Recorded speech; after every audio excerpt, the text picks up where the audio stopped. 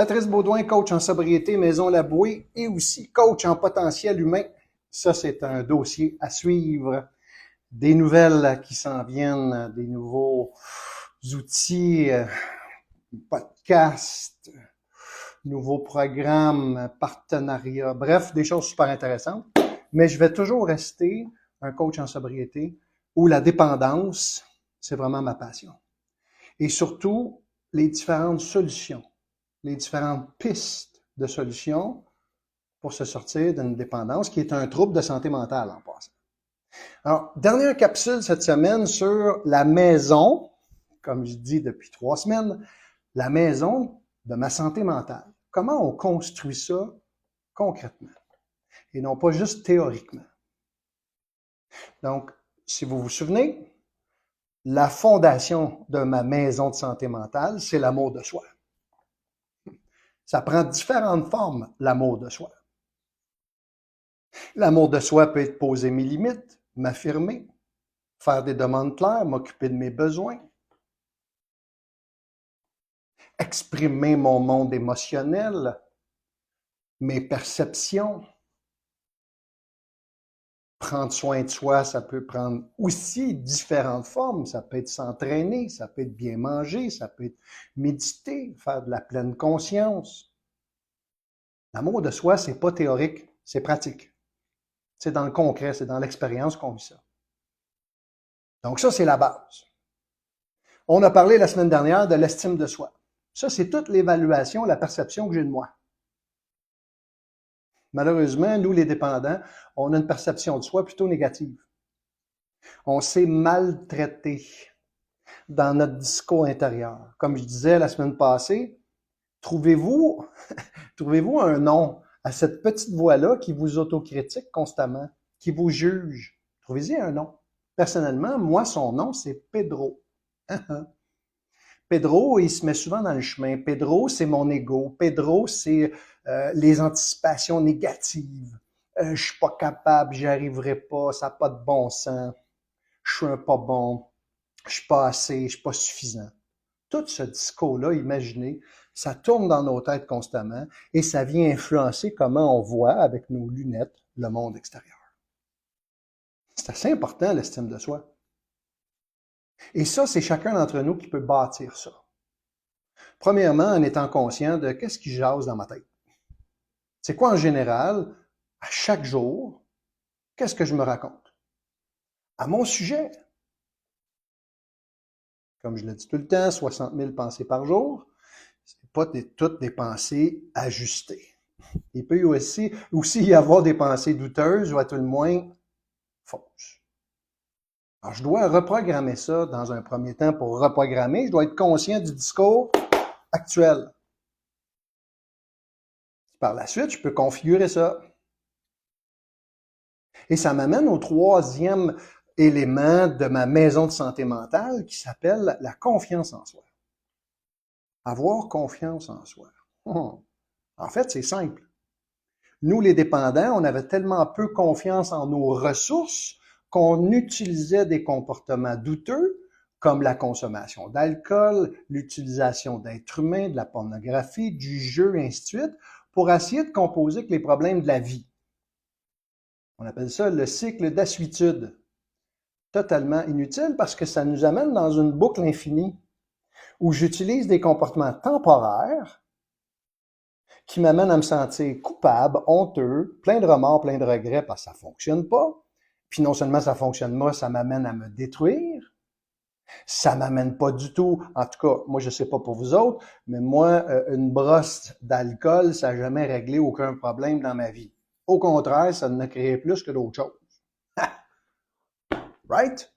Fait que j'utilise des ressources pas du tout adaptées, qui ne fonctionnent pas pour régler les problèmes de tous les jours. On en a tous des problèmes, des réalités à composer avec à tous les jours. Et là, on est pris dans un cercle infini où je me fais pas confiance. Je peux pas me faire confiance. Je peux pas me faire confiance parce que combien de fois, vous et moi, on s'est dit, non, là, c'est la dernière fois. Non, là, je rappelle plus mon ex. Non, là, je vais plus sur tel site. Non, là, je fais plus tel comportement. Puis que le jour même, on recommençait. Ça se se pourrait-tu qu'on devienne des êtres humains pas crédibles à nos propres yeux? Ça, c'est la fin. Là. Si je peux pas me faire confiance en moi, ça n'a pas de sens. C'est pour ça que parfois, dans des contextes comme ça, on a besoin d'un coup de main. Parce qu'on spirale. Et parfois, on a besoin d'une main tendue pour nous sortir de là puis commencer à voir les choses différemment. Et commencer surtout à réaliser qu'on a des ressources beaucoup plus efficaces. Voici un exercice que je vous propose de faire. On appelle ça les 50 talents. 50 qualités que vous avez à offrir au monde. Donc, premièrement, à vous-même, mais au monde en général. 50. Vous allez voir, là, après 20-25, que vous allez trouver ça difficile. Mais vous allez y arriver. On n'est pas conscient de nos ressources puis de notre puissance. On est très limité par notre Pedro ou notre façon de penser ou notre ego. On se répète des vieilles histoires qui sont fausses à notre sujet. Fait que se faire confiance en soi, c'est d'être réaliste par rapport à l'évaluation de mes ressources, de mes talents, de ce que j'ai à offrir, de mes qualités en tant que personne.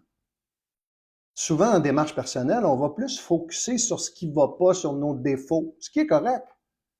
Mais je pense aussi qu'on doit mettre autant d'énergie sur nos talents, puis ce qui fait qu'on est unique, puis qu'on a des ressources puissantes en l'intérieur de nous. Comme être généreux, être à l'écoute, être persévérant, résilient, honnête, vrai, authentique. Bref, j'en nomme quelques-unes là, pour vous donner des pistes d'idées, de réflexion. 50. Et l'objectif, c'est que vous n'arrêtez pas tant que vous n'en avez pas 50. Je vous le dis, le 20-25, tous mes clients à qui je propose ça, ils sont comme « Ouais, mais là, Pat, je ne sais plus. » Réfléchis. Puis là, à chaque jour, il en rajoute 2, 3. Ah oui, c'est vrai, je suis comme ça.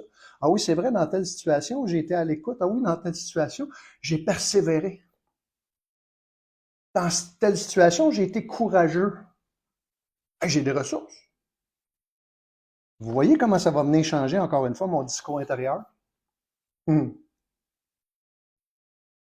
Alors, pour conclure sur ces 3 capsules, en fait, c'est la 4e, là, mais sur ces 3 sujets principaux-là, je ne peux pas passer sous silence le mot au milieu ici de la maison de ma santé mentale qui s'appelle le respect.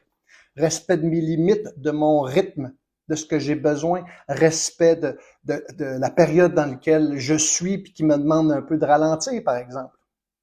Oui, c'est un exemple personnel. Donc, me respecter, ça demande d'être à l'écoute. À l'écoute de l'être humain ici, là. Trop souvent, on est à l'écoute de l'extérieur. Trop souvent. Puis dans ce temps-là, ben, on se perd.